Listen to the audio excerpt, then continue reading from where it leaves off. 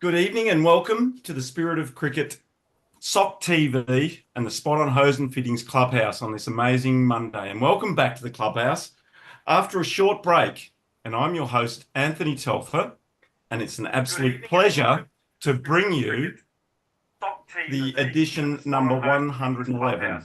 And I'm just getting all over the place here. As you know, the Clubhouse is not just a show about cricket. It's a place where we come together to relive the highlights, share our thoughts and celebrate the day's play with both our teammates, opposition and the umpires over a cold beer or a softie. So whether you're a club cricketer or an international player, the Clubhouse has something special for everyone. And tonight, as usual, the Clubhouse is brought to you by our wonderful sponsor, Spot On Hose and Fittings, who specialise in the supply of hydraulic hoses and fittings for the mining, manufacturing, agricultural, industrial and construction industries. So tell Jeff and Ben Charlesworth that Telf and Walshy sent you. But as usual, I'm joined in the Clubhouse by great mate and Aussie legendary broadcaster, Peter Walsh. It's great to have you back here, mate. It's been a busy month or so at the Spirit of Cricket with the Spirit of Cricket Festival in Mildura, the Nationals happening, the Australian over 40s are currently playing in WA. We've had the ladies, the 50s, the 60s, the 70s, the 55s are next week. The Pakistanis have been and gone. The Indians are destroying the Aussies in the first test in WA as well. It's great to have you back though, mate. You tired now? Oh, I'm exhausted. Oh, no, it's a real thrill to be here. And our very good friend, Nighty, oh, what a night, is also in the studio. That's going to be fun too. But when I think about what's been happening in our lives of cricket, what would it be like if it was boring? It's never going to be boring. It doesn't matter what age groups we're talking about. It doesn't matter about those that step out of the shadows of perhaps more senior players in the same Test 11. And now they become those that we want to talk about. The Australians have got the speed wobbles. But I can tell you, from what you've been doing, you two gurus, there's so much to look forward to when we look to Sri Lanka and so much to look forward to because we're up and about again. It's been far too long to wait. I've been sitting in this room now. It's like I've got solitary confinement here. I haven't been out of the room for a month since Mildura. Telf, do something about it, please. I tell you what, if you're going to keep that up, we might just lock the door and throw the key away. Look, it really is good to have you here, though, Walshy. And look, let's get edition 111 started. It is Lord Nelson, so we all need to stand on one foot, as Dickie Bird used to do when the Poms hit that 111 number. But look, don't forget the IF project and also Spot On, two of our major partners, and don't forget to download that IF app because together we can make a difference with a mate that might be doing it tough, Walshy, and that's really important to all of us here. But tonight we are joined in the Clubhouse and it's great to catch up with the chair of the Over 50s Australian Veterans Cricket Board and great mate, another mate of mine, Andrew Knight. Welcome back to the Clubhouse. It's good to have you here. Man, it's great to be back. I was thinking, as Walshy said, it's been a long time since Mildura that we haven't caught up and see Pete again. It's fantastic. And last time I sat with him in the chair and did a bit of commentary, which is even more fun. But tonight we've got something a bit more special again. Yeah, exactly. So, look, I'll tell you what we might do.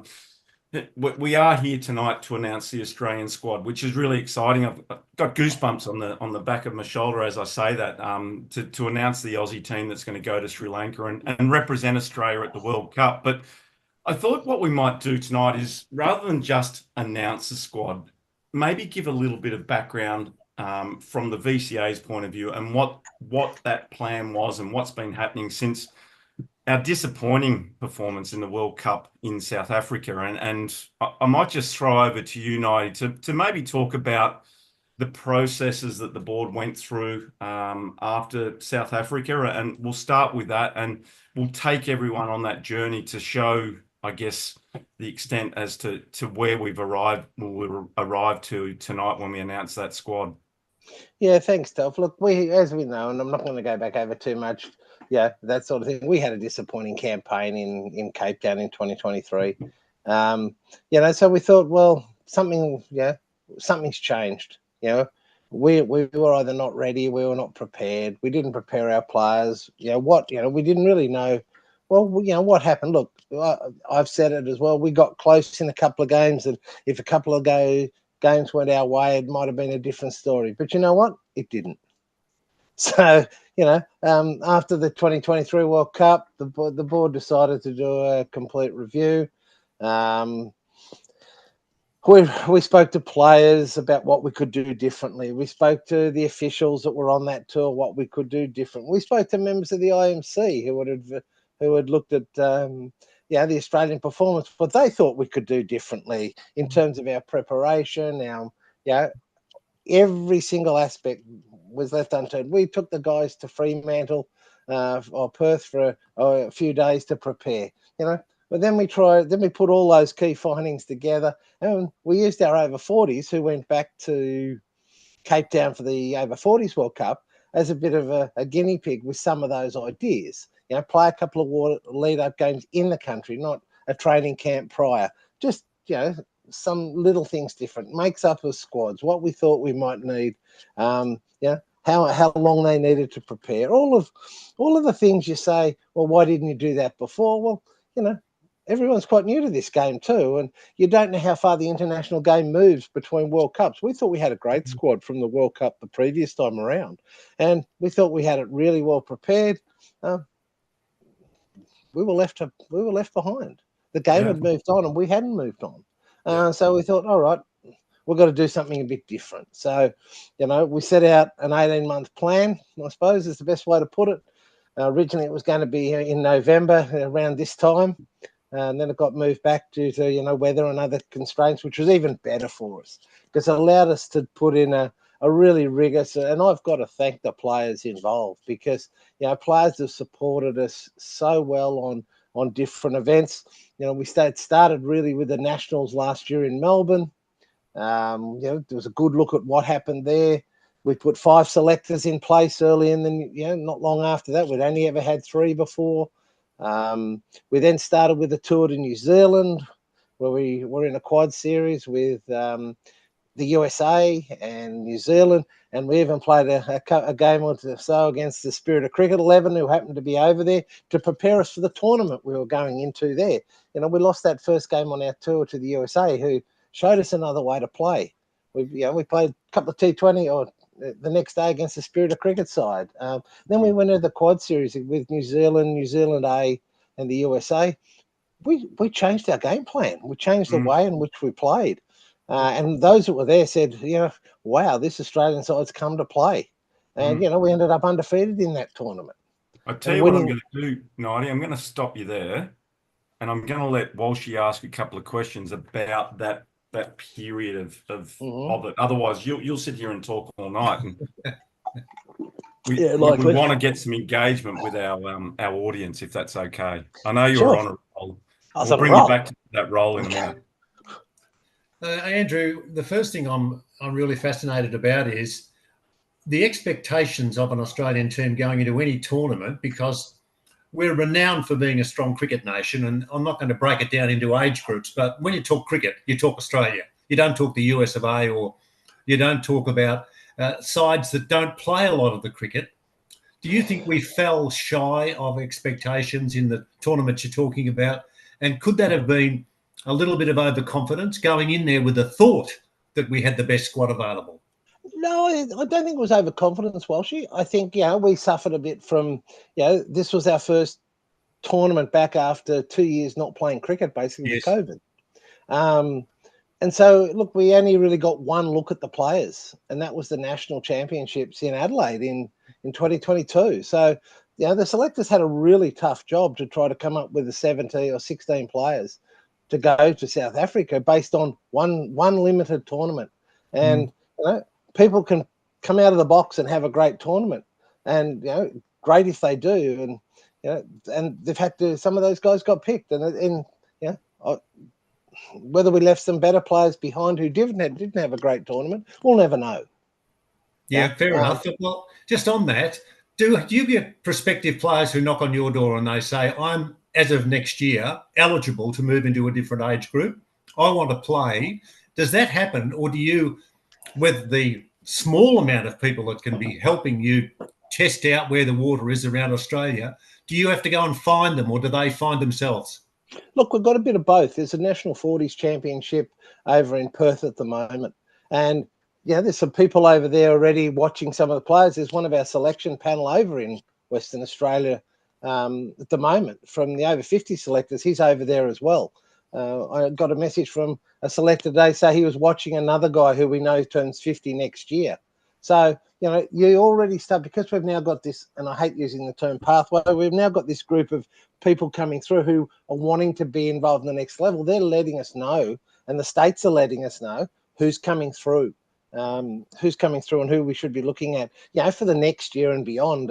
There's a fellow called Jamie Pinelli who's based in South Australia. Brian May from Queensland are just two that come straight to mind.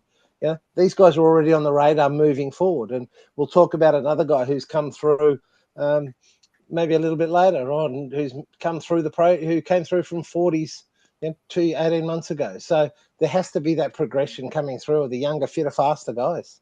Okay, and one more from me before I go back to Telf. When you're thinking about the squad and you're thinking about how Australia's progressing, are you, Andrew, as you take a step back with the knowledge that you've gained in being involved in such a long time, are you surprised at the ground that's being made up by sides like, and I'm sorry to use USA again, but Afghanistan and these sort of nations that for 3 or 4 years ago, we would have thought, well, there's a win, we'll put the W there, we'll tick that. Are we being caught up with other countries now who are getting better? Oh, look, no doubt they're getting better. Go back to South Africa in 2023, we didn't even know who these guys were or what cricket they've ever played, and so hence we went in a little bit blind too. And that was one of the things the board wanted, to play games of cricket against these emerging nations as well, to say, well, where are we? What do they do different? How do they do it? So we can have a look. There's if we use the example of the USA, there's some expat Indians, there's some expat Pakistanis, Sri Lankans, and some guys who are based in the USA. So you've got they're coming from everywhere, and the 50s is the mechanism for them, or the 40s is even the mechanism for them to play, continue playing cricket at a really good level. Yeah, just a very quick one from me too. But the health of cricket in Australia at the different age groups. You're sitting back now and saying to yourself, yeah, we're okay. We've got what we want. We'll work with them as best we can, and we'll see what the future holds. Oh, look, we have to look that way. We've got, as I said, we've got some good guys coming through, but they're only the best we see now. The changeover from, there's no hanging on. There's no guys that hang around for the full one. There's been no one hanging around for the full 8 or 10 years yet. Over 50s cricket started in 2016, and the first tour was 2017. There's no one hanging around still from that tour. There's no one from the tour to New Zealand in the start of 2018. So there's progression because guys come in. It's age group cricket. There are people coming into the age group, and there are people exiting the age group at the same time and going into the next level, which is fantastic, and it just strengthens the next level. The over 60s. The over 60s had a great win against England yesterday in the first Ashes game in Bowral, which was great. There had been a couple of guys who transitioned out of the 50s into the 60s, which is what you're really hoping for. You see that progression all the way through, and some new guys coming in too who didn't perhaps get the opportunity to play in the 50s because they started their journey a little bit later. So they've, if the 55s had been around, maybe they would have done then. But Doug Murphy debuted yesterday for Australia Doug's from New South Wales, and he got a great 70 odd not out yesterday to bring Australia home, which fantastic for a guy on debut. Yeah. Okay, Telf. Yep, very good. Nighty, let's maybe talk a little bit more about, and we all know where Australia's based, and it's a long way from a lot of the countries that are competing in the World Cup. And I know the board set about developing a relationship with our neighbours across the ditch, and obviously we're involved with the Quad Series, and we've had them involved in our national tournaments over the last couple of years, 3 years now. And we also had the Spirit of Cricket Festival in Mildura, where they were a part of. Maybe tell us a little bit about that relationship, and also talk about how the Spirit of Cricket Festival went from an Australian point of view while also engaging with the Kiwis. Yeah, look, we are a long way from everyone. It's expensive for people to come. It's expensive for us to tour, and we're 2.5, 3 hours away from New Zealand. They're a strong nation. They finished in the top 4 in the World Cup in 2023. We started playing international cricket against them in 2018, and we've had, I think, about 4 series now between our two nations. But we've got to be seen to be supportive of each other, helping grow each other's game. New Zealand were great hosting the over 55s Australian National Championship in Christchurch this time last year, which we took 16 teams to. And it just helps grow that game as well. Helps them grow, helps us grow. But it also gives us an opportunity to play international cricket, which is one of the things that we thought we had to do more of, to compete against some of the other countries who, 9, 10, 12 internationals in the year in between the 2 World Cups, and we had none. Yeah, exactly right. So the Tri-Series in Mildura, talk about the players, the number of Australian players that were involved in that, more importantly. Yeah, look, we had a Tri-Series, and we had, obviously, New Zealand, and we had Australia, and we only picked 12 to play for Australia. We wanted to make it a pretty hard tournament for that 13 players, sorry. We ended up with 14 players because, unfortunately, we had one guy snap an Achilles on the first morning, which pretty unfortunate on your debut in the international sphere. But we had also an Australia A team playing that tournament, and we brought 14, 15 players, I think, to Mildura for Australia A. So we had a pretty good squad. We really didn't want players not playing. We thought if we had an injury like that, we could bring a player up and we could bring a player into the Australia A side. But we went 2 days on, 1 day off, 2 days on, 1 day off, and then a final. And the Australian side played exceptionally well. They had some difficult conditions to work with, different pitches, which I thought was fantastic, because they don't know what they're going to turn up in Colombo in February for. They had some pitches that were a bit dusty and a bit hard to bat on, and some with a bit of trampoline bounce, and which it brings the bowl. Let's be honest, it brings the bowlers back into the game too. But it challenges the batsmen, and you get to have a look at batsmen under pressure and how they perform, and then you compare. Okay, then when it was our turn to bowl, we got a chance to have a look at New Zealand and where we're. And the real pleasing thing was our Australia A team. They beat New Zealand. They twice. Beat the New Zealand national team twice. Our Australia A team beat New Zealand twice, and they gave it to Australia in all 3 games they played, including the final. Those games could have gone, anywhere, and probably just that little bit of polish. And from the Australian side at the end, because they'd had the tour to the UK. Let's not forget the tour to UK, where they had 12, 13 games in space of 21, 22 days. They just were able to finish it off, for want of a better term. Yeah, very good. And the selectors that have been involved in selecting, I guess, this squad, they've been here for an extended period as part of that 18-month plan. I don't know if you want to mention any names, but maybe just explain what that structure looks like. Yeah, look, we went to a 5. I must admit, I do get asked all the time who the selectors are, but no, we had 5. We had 5 selectors. They're from 4 states in the territory. No, we had Craig Gislingham from Victoria. Craig had played for Australia previously himself. Represented Victoria in Division 1 in 50s and 55s for a number of years, still heavily involved in Victoria. Michael Frost from the ACT.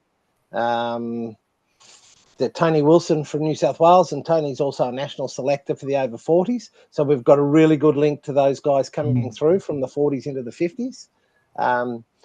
Jason Cook from Western Australia, who was a newbie to the scene, and I'm the chair of the panel. So we've had 5 guys. We've had in every tournament that we've played this year, we've had at least 1 or 2 selectors go on tour with the guys.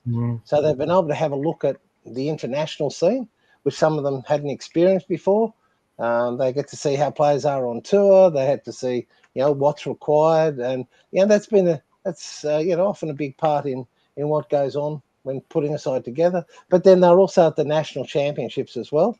There were 2 selectors at the national championship. These guys have, foot their own bill to get themselves on into New Zealand, England, the UK, Mildura, Newcastle. You know, they've had a big commitment too to support the squad, and also so they had a chance to have a look at players from right across the country.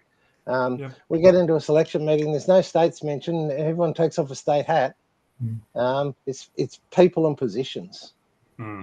Yeah, very good. What I might do is I might throw to Walshy now to ask you a couple more questions, Nighty, and then you know what we might do? We might start talking about some of the players. We might start announcing the team. That's what people they've heard enough of us. We've been waffling on 20 odd minutes, so they're not here to listen to us talk. They want to know who's in the Aussie team or the Aussie squad. So Walshy, I'll throw to you, and then we'll come back and we'll get into the announcement of the team. What I'd like to know is, and we got together on a few occasions, and it was such a pleasure for me to be able to sit with you behind the microphone and have a chat and just learn a little bit about you. But I'd like you to tell our viewers and listeners a little bit more about you, about, all right, where you come from, how you got involved in cricket with your playing days, etc. And you look as if you were arrowdited to that seat in the commentary box. You were very, very comfortable because, Nighty, you've got such a font of knowledge about the sport that you promote. Where did it all start for you? Look, I grew up in Sydney. Started my cricket journey, I think, at about age of seven or eight. Just a little local club. You know, went through their program, went into high school, played cricket. I had to play school cricket at high school. I was fortunate enough to make a few sides in that era, and then I went straight into grade cricket. I was lucky to have a great mentor at that period of time. I was no relation to me, but a fellow called Barry Knight, who yes. Barry is an ex-English international. I used to go to the Barry Knight coaching schools. They're firstly in Kent Street, and then out at Kingsgrove, and then all sorts of places. And then he ended up not far from where I lived, and I ended up working for him in my school holidays as a coach, and getting coached by some great players who he had coaching as well. I had numerous sessions with Brian Tabor and Sir Garfield Sobers, and obviously Barry himself, who was a great all-rounder. So it's sort of a natural progression for me to follow him to Mossman Middle Harbour, Mossman Cricket Club, where he retired and I stepped in. So the name, no relation, but the name Knight went out and one came in consecutive years, and had a couple of great years at Mossman. And then I had some really good mates that I was involved with, and through my university and my schooling days up at Gordon, which is just up the highway, and decided to make the move to Gordon because I wanted to probably spend a little bit more time on my batting, that I wasn't getting what I needed to do there. And then I had a few years at Gordon, and then I just went a bit further up the highway and moved to Brisbane. 37 years ago now. So for the Toombul Cricket Club, and I played all my junior cricket at the Toombul Cricket Club. Toombul Cricket Club, and that's it for me. That's my cricketing story. Well, there's a full stop there, but I think really a semicolon, because you've had to make the transition from being a player and to having luminaries around, as you mentioned, Sir Garfield Sobers and Brian Tabor and Barry Knight, all those players, etc. But then to become an administrator, there's a totally different set of skills that you need. You have to be more patient, kind, tolerant, do all these sorts of things, warm to people, and get them to reciprocate. Is that how you found was part of the journey? Oh, look, I don't think so. Look, I was when I first came to Toombul, the guys who were involved in there, they got me involved in administration fairly quickly. Errol LaFrance, who was a legend here in Queensland, Errol said, I want you to come on my committee, and I sort of fell into it a little bit. I wasn't looking for anything, and then after I did probably about nearly 20 years on the Toombul committee in various roles, I stepped away for a little while, with some health issues and some young kids.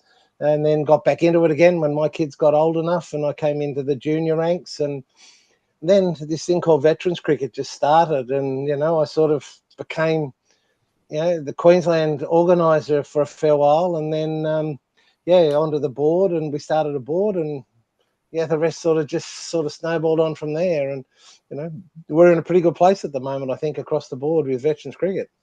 Okay, and a very quick one from me. If you had to name a couple of heroes of yours when you were growing up, you said you started at 6 and 7 and 8 or whatever, who were your heroes? Oh, look, I was lucky enough, and geez, I'm showing some age at the moment, Walshy. I saw the Australian side in 72, 74, 75, against the West Indies. So, you can't go, as a fast bowler back in those days, you couldn't go past, the pair of Dennis Lilly and Jeff Thompson, as Australian fast bowlers. Everyone wanted the big dangly gold chain there for a lot of years, and, the raucous appeals. And then from a batting point of view, Alan Border, I knew him from my Mossman days, and then up here in Queensland again too. So I've been pretty lucky in that regard. Well, you've done magnificently. I'm going to throw you back to Telf, who knows you more than I know you, but I'm learning a lot about you now. And well answered, Telf. Hey, Walshy, it's hard to imagine 90 as a fast bowler. Well, who does he remind you of? We won't go there. Okay. Let's move on. Hey, it's tonight's not about 90. It's not about me at all. Get off. We don't want to talk about 90 and what type of cricketer he was or cricket journey. But thanks for sharing that with us, 90. It's always good to get a bit of background on where you've come from and why you're so committed to Veterans Cricket Australia and the cause that you've followed passionately over the last. How long have you been on the board? Is it 8 years? Pretty much, yeah. I've been chair for the last 3 or 4. Amazing job in that capacity. And look, as chair, I think we might just throw it over to you. And I've got a little bit of a structure that I'd like to follow. But do you want to start by announcing the captain, or do you want to start with the batsman, or what would you like to do? You're the boss tonight. You can run the show. Oh, no, look, I think you have to start at the top. And so we're going to be led by Tony Clark from New South Wales. Tony led us at the last World Cup.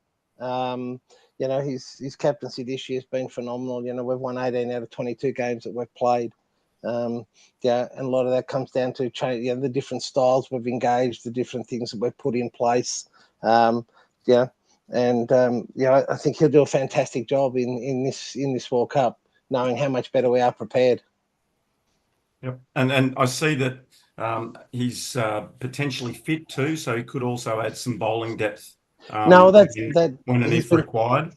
Yeah, he's been playing grade cricket this year again, and he's been bowling, which is great to see him back at the bowling crease. We need him to be bowling, and knowing that he's got overs under his belt, and he will get more overs under his belt in the next 11 weeks. Is exactly what we were hoping to hear. And it's good to have him back at the crease. But his batting was sensational, as we'd all agree, on difficult wickets in Mildura. We watched that, but his captaincy was all sides that we played against just remarked how he had it on a string. So and Walsh, you would have seen Clarkey obviously in Mildura as well, and it was great to see the professionalism that was brought to the Australian team.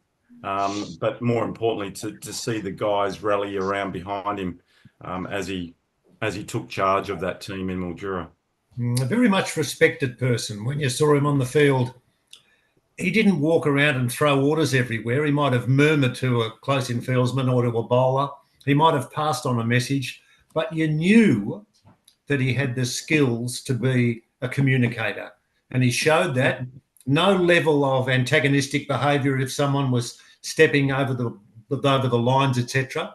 And to have someone out there, I reckon that instills confidence in you. It's like someone in a football team who, when the ball goes near him, he'll get it and do something with it. And that, to me, for someone playing his 4th World Cup, how does he manage just to keep on keeping on? Yeah, amazing endurance. He was lucky enough to come in early in the piece too, into his 50s. So, he's I just think he's a competitor still to be playing. The level of grade cricket he's playing, and Premier grade cricket he's playing in Sydney, and still performing at that level in those competitions. It just puts him in good stead to lead the side. Yep. And so it's congratulations to the skipper, Tony Clark. Let's let's find out the team that he's now going to lead, Nighty, and we might Yeah, I wouldn't mind just throwing to his vice captain Anthony Barranca from Western Australia. Yeah, Anthony's he's a wicket keeper batsman from Western Australia. When when Clucky broke a hand in New Zealand due to a training mishap.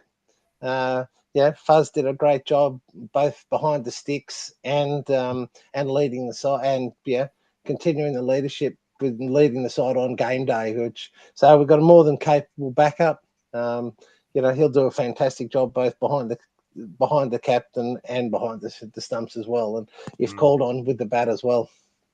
Yep, and being a backstopper, I love watching Fuzz behind the stumps. He's very agile, got a great pair of hands, and I know he obviously injured his hand in that tri-series in the T20 Spirit of Cricket tournament in Mildura in September. But from all reports, it's now mended. He played in the 50s Nationals, and he's raring to go. And I know Clarkie's going to love having him in his back pocket as a support role that he'll play, as you said, as a keeper, middle order bat, and obviously a fountain of knowledge out on the field. Yeah, sure. So where do you want me to go, Telf? Do you want me to just come down? I've got a quick one for you, Andrew. Just a quick one, if you don't mind. We've got our wicket keeper, but how many other wicket keepers are in the squad? You've got the abilities to be able to do jobs that are required at short notice. Yes, look, the selection panel, after a lot of discussion, decided we'd take a second wicket keeper with us. On the other tours, we took a batsman who could wicket keep. He's still in the tour. He may be still around, but we decided to go with the specialist, and that makes all the wicket keepers. And I saw the smile come to Telf's face when we saw we're taking a specialist wicket keeper with us to Sri Lanka, and Anthony Calnon from Victoria is the guy we've gone with there. He kept for the Victorian Division 1 side in Newcastle. Impressed the selectors that were up there. And we're sure he'll do a great job when he's called upon. Nice lead in, Walshy. Geez, have you done this before?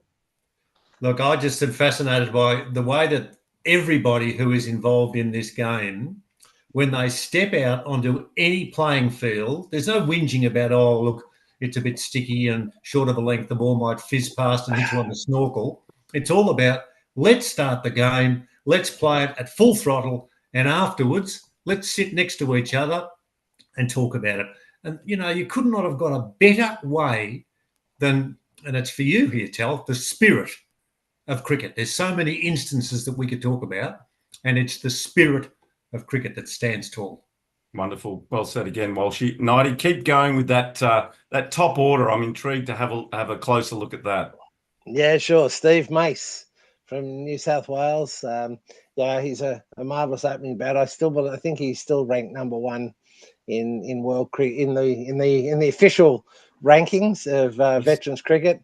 Macy's been up there, or he's the leading. He's got more centuries than any other player in over 50s internationals. And he's just been the rock for us a little bit over the last 12, 18 months, or last 2 years, really. I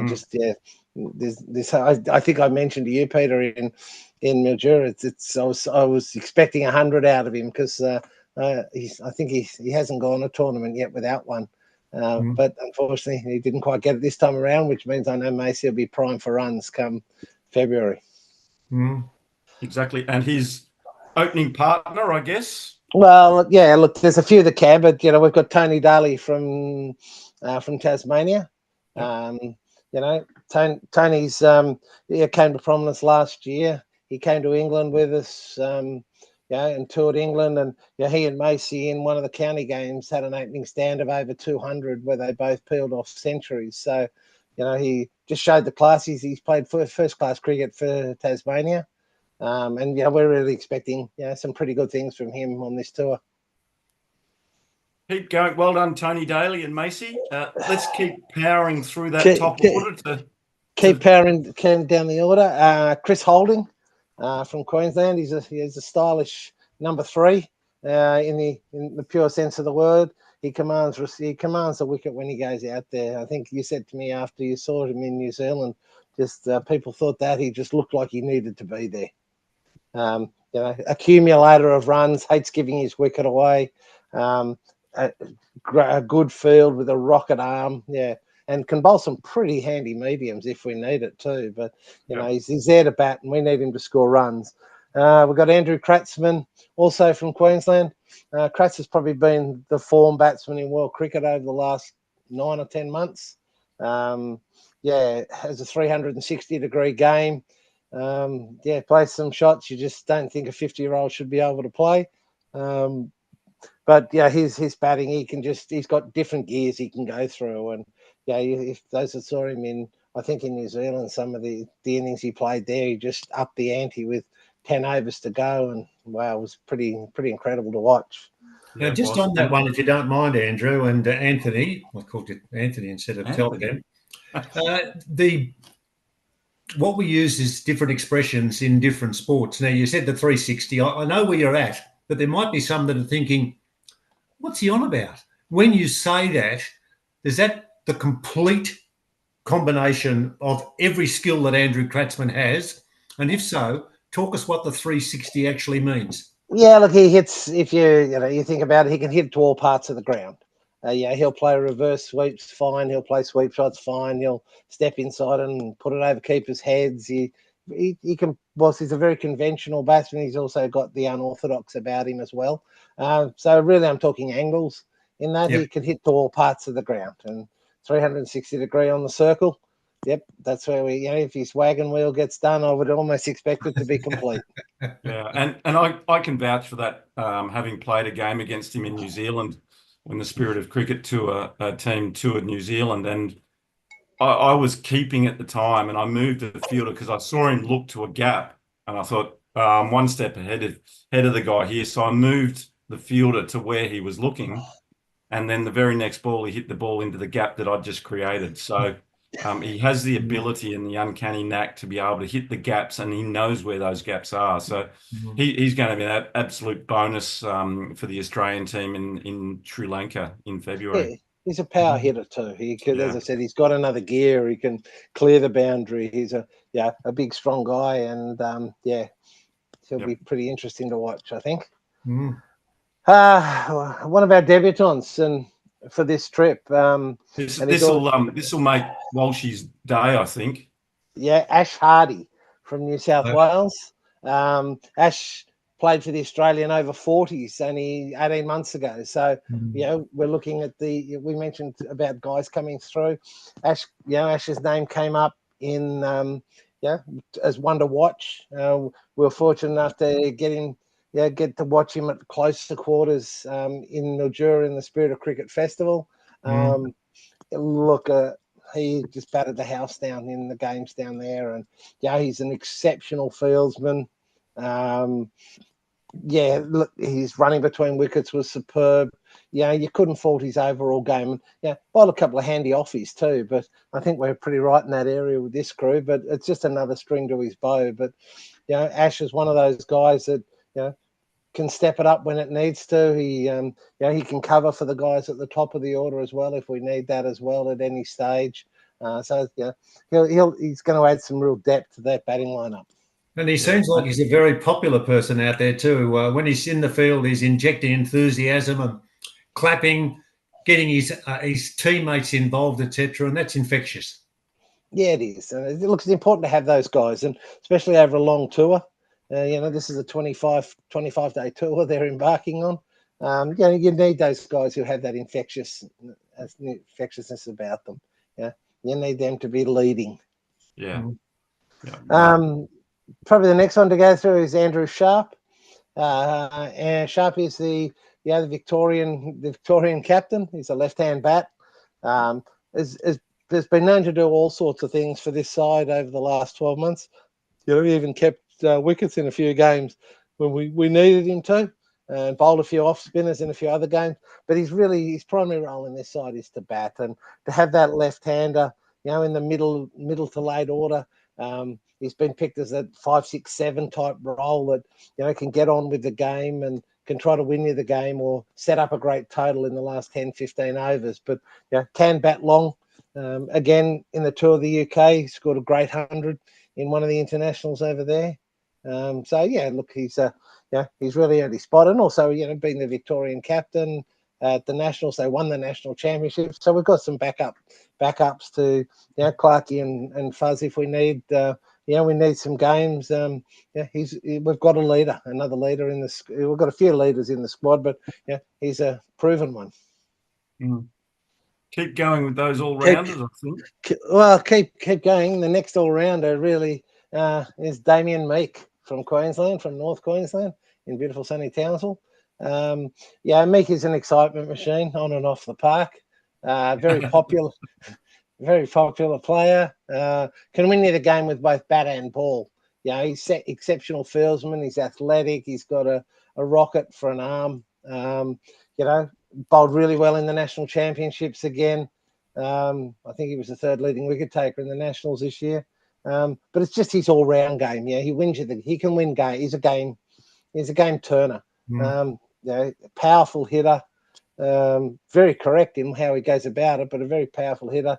And a strong fast bowler as well. We're going to use those all-rounders a lot to complement the fast bowlers in the squad.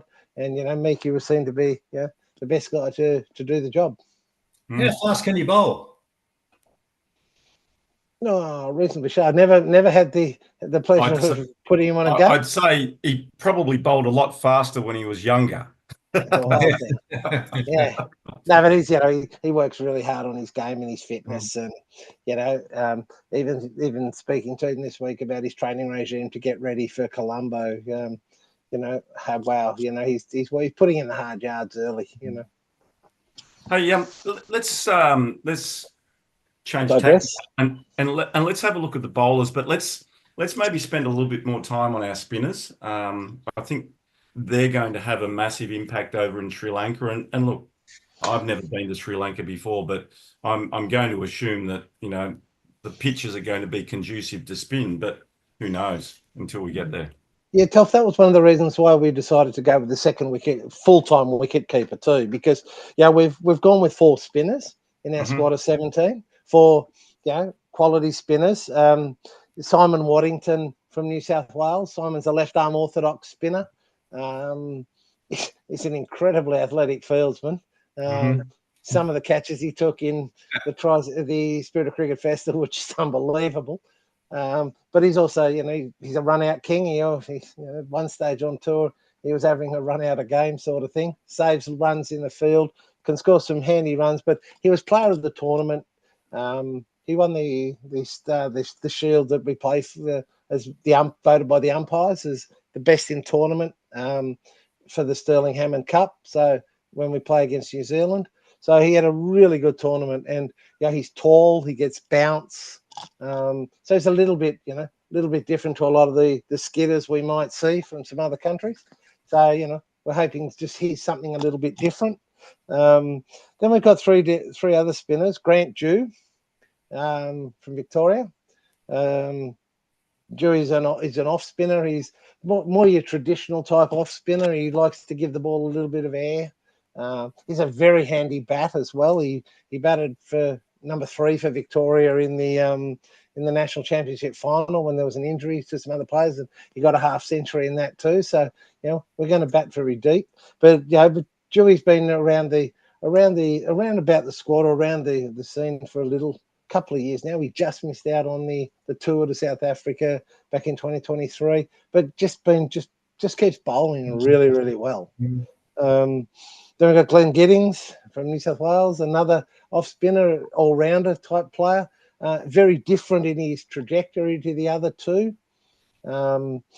He was probably our most successful all-rounder in the UK in the middle part of the year.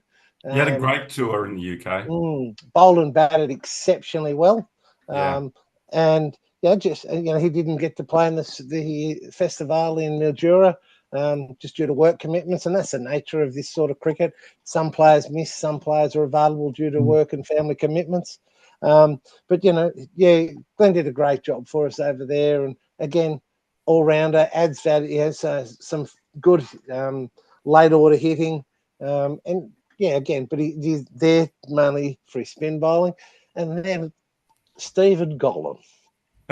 You know, Father Time, I call him. Father Time. He was, well, he's just, goals. This is Goal's fourth World Cup. I had the pleasure of playing with him, in a different stage in 2018. But Goal just keeps delivering. His bowling in the Spirit of Cricket Festival was just, I think we remarked, Telf and Walshy, he had a very expensive day in one of the games when his 9 overs went for 21. Yeah. He just turns out and a great guy to go with it. Look, I think there's a bit of mentoring for the other spinners in that group. He'll just watching how he was speaking with the other spinners he played with in Mildura. Look, he's one of those guys that just turns up every day and delivers what he does, and he's hard to get away. He's got some subtle changes of pace, different flight, and very, very, very difficult to play. He just doesn't, if you let your guard down, you're walking back pretty quickly. So that's our 4 spinners. Yep. In those guys, 4 spinners, which is a different looking makeup, but we decided really with the conditions we expect to encounter that we'll be needing those guys to be doing a lot of the legwork for us over the course of the 2.5-3 weeks. 4 spinners that also bring athleticism and also batting depth to the team as well. So I think that's really important part of the team for this tour. Oh, it is. Look, the team's going to bat very, very deep. There's no doubt about that. And, as I keep saying to people who like to listen, the team that scores the most runs usually wins. And if we can score runs, right through our order, it means that we've got a good chance to be involved in most games right at the death. Wonderful stuff. Now, let's do the fast bowlers. We're coming up to nearly 50 minutes on the clock, so we've got 3 to round it out within the hour. Yeah, we've got 3 to go. Yep. Craig Trindle from Queensland. Triggs, look, he's a tall, athletic looking, wiry fast bowler, great changes of pace, something that we thought was a key thing we might need. One of the fast bowlers who really varies his pace and his angles, and we think that's where Trigger led. He also he doesn't mind clearing pickets early in the piece, and again another one of these lower order players that can really contribute with some valuable runs towards the end of an innings. Then we've got Phil Melville from New South Wales, the quiet achiever in 2024. Melly's been on all 3 trips this year. He just kept taking wickets, and good currency that to get picked in a World Cup side. Just keep taking wickets, and that's what he's just continued to do. Melly was in Cape Town in 2023. And so, but we're really pleased with what he's done for us this year. Overall, he's just been that go-to guy that just finds us a wicket when we really need a wicket, can bowl anywhere in the innings. But he's been great up front. He's been great at the end. So, it's just one of those guys that says, you've got to pick me. And he's done exceptionally well. And the last one, by no means least, James Morris from Victoria. Big, tall, strong, right arm quick, gets some steepling bounce. I think he's about 6'6", gets good bounce, was the player of the tournament in New Zealand by a street and a half. No one else was in his territory in that quad series. Went to England, was unfortunate to break a hand in some warm-ups early in the piece, but still managed to play. He broke his left hand. He still managed to bowl his right-handed. He still played, in some of the back-end internationals on that tour, and again led our attack really, really well. So again, he adds. When you get a little bit of bounce, these guys aren't easy to play from a tall height, and I think Spider will do a great job for us. Leading the way again, along with Craig Trindle and Phil Melville. Wonderful stuff. So there you have it, folks. That's the 17 players that have been selected for the Australian over 50s team to tour Sri Lanka in the World Cup in February. Walshy, your initial thoughts, and you've had time to have a look at the team and the squad, and a lot of these guys you've seen and spoken to over the years since you engaged with veterans cricket. You saw some of them firsthand in Mildura. What are your thoughts of that 17-man squad? I think the onus is on the P word, and that's partnerships. Now, with the two that go out to open the batting, you've got someone like a Stephen Mason, a Tony Daly. They've got a little bit of knowledge about each other's game plan, etc., and how they meld and get themselves going. But I think the hardest task is when the two quickies start. Now, it's a partnership. One bowls well from one end and the other at the other end. Hopefully, with the small amount of overs they're allowed to bowl, they're going to hit right on the sweet spot all the time. And with interest, I was listening to Andrew and talking about runs that are so important. Early wickets, absolutely vital. And for the bowling attack, this bowling artillery, to get themselves ready at both ends to be able to, in unison, put the pressure on, bowl 6 dot balls or say 4 dot balls and 2 that are scored from. I think they will be the testing parts. But what's been used by yourself, Telf, and also by Andrew, when you're summing up all of the players, they're not just wearing one cap. They have an ability to feel well, to return the ball from the outfield, to take a good catch, to go for a quick single.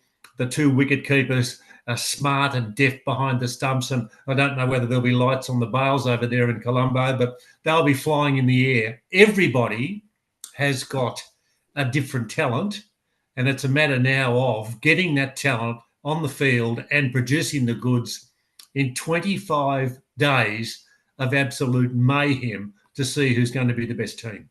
Yeah, exactly right, Walsh. And look, we are going to be catching up with Senna, who's organising the World Cup over the next week or so. He's going to join us here in the clubhouse. So he's going to tell us what these 17 players are going to look forward to as we power towards Sri Lanka, and then we may even touch base with them, some of the captains again, and review some of those squads from around the world, and get a feel for what each of the teams see as the danger team. And look, tonight we can say we think the danger team is going to be the Australians, and I'm pretty excited to see what this 17-man squad can achieve in Sri Lanka, having followed the journey fairly closely over the last 18 months. I might just throw to Nighty to maybe say one final word, but then we're going to come back to you, Walshy, because we know you want to say thank you to our sponsors. Thank you. Yeah, look, I think Telf, we're the selection panel. I'm pretty confident in that we'll perform to expectations and we'll do really well. I think the big thing we've got to remember is we've got some quality guys that we left behind, guys who performed on different tours. We used 25 players in the Australian side this year. We've also used another 10, representing Australia A. So there's 35 players we started with. We had some guys put their hand up for consideration at nationals. Different people were discussed for different positions, and it's sometimes you don't just look at the quality of players you've selected. You look at the quality of the players who have been unlucky to miss selection. And and I think we're in a really good position when we can say, this guy should have got a spot, or this guy should have got a spot, or this guy should have got a spot. But sometimes you can say, well, who for? And if we can't say the who fors, we know we've got it pretty right. And there's probably another 10 that you could put into this mix straight away, and we'd still be comfortable sitting here saying we've got a great squad. You could probably even increase that if you really wanted to. But we've got a great squad. It's a cohesive squad. They've got some great support team going there with Mike Van Zyden, Ross McElveen, and Mark Horsfield's going with them as well, a scorer. The horse is coming with us. But it's great to have those. We'll have some selectors going as well. I think Craig Gislingham, Tony Wilson, and Jason Cook will all be there at some stage.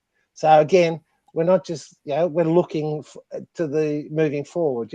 These selectors finish their tenure really with the World Cup, and then they put their name back in the hat for nomination and reselection again.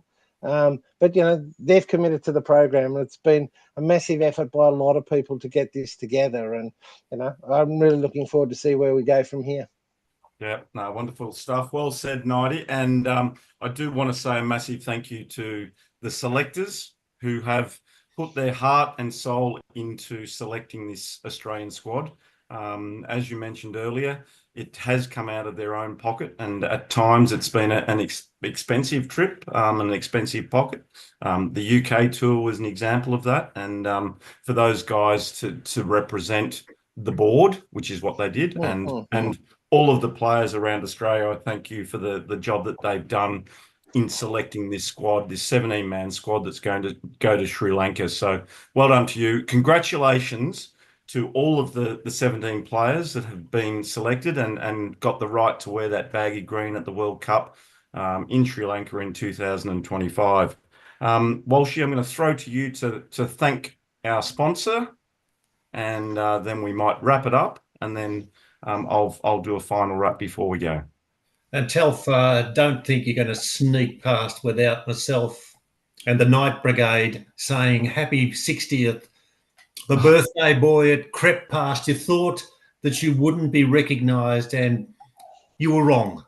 Happy birthday, big fella, and may the next 60 be, I better change that, the next whatever, to keep up the work. You're an outstanding skipper, an outstanding leader, well supported by Andrew, and thanks a lot, and well done to you, Telf, for the big 60th. But hang on a sec. Yes. That wasn't on the running sheet, mate. You got to stick to the running sheet. Oh, do you? Well, I've only got the results of the Bendigo harness racing for. From manufacturing to delivery, Wollongong based, but now with new offices in Newcastle, Spot On Hose and Fittings is the go-to for supply of hydraulic hoses, fitters, adapters, valves, and connectors, offering delivery Australia-wide. They'll have testing facilities on site. Spot On is the team to see. Tell Jeff and Ben that Peter Walsh, Anthony Telfer, and Andrew Knight send their best. Stay with them because they've been very supportive of what we try and present each week. Well done, Walshy. I think you said that with no mistakes tonight. Well done. Well, I've been here for 4 weeks locked in a little study. I told you that. There's nothing else to do. You've been practicing, haven't you? He learned his lines. A big shout out to Chiller, and just while we're on Jeff Charlesworth, he's one of the umpires that's been lucky enough to be selected to go to the World Cup and represent Australia and the Australian umpires. So congratulations to him. We're really excited here from the clubhouse and the Spirit of Cricket that Jeff is one of the 3 umpires that's going. So Chiller, go well. We know that you'll call them as you see them. You'll have a great experience over there. And by the way, the Spirit of Cricket are taking a tour to Sri Lanka. We'll be heading off over there on the 1st, I think, of February, and we'll be there for the official welcoming, hopefully.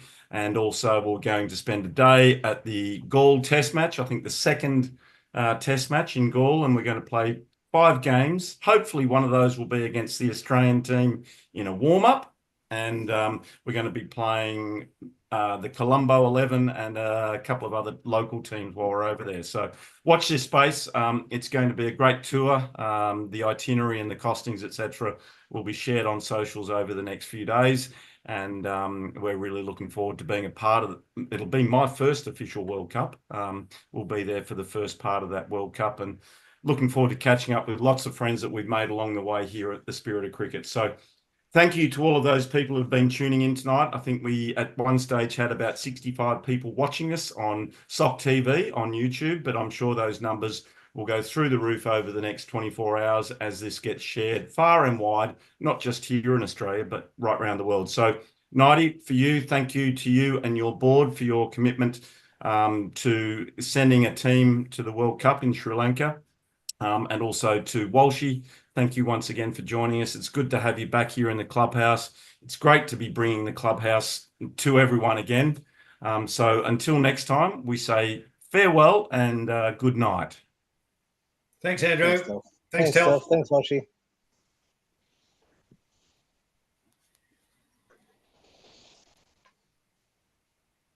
And now I don't know how to do it. That'll do. Good night. Thanks, Telf. Thanks.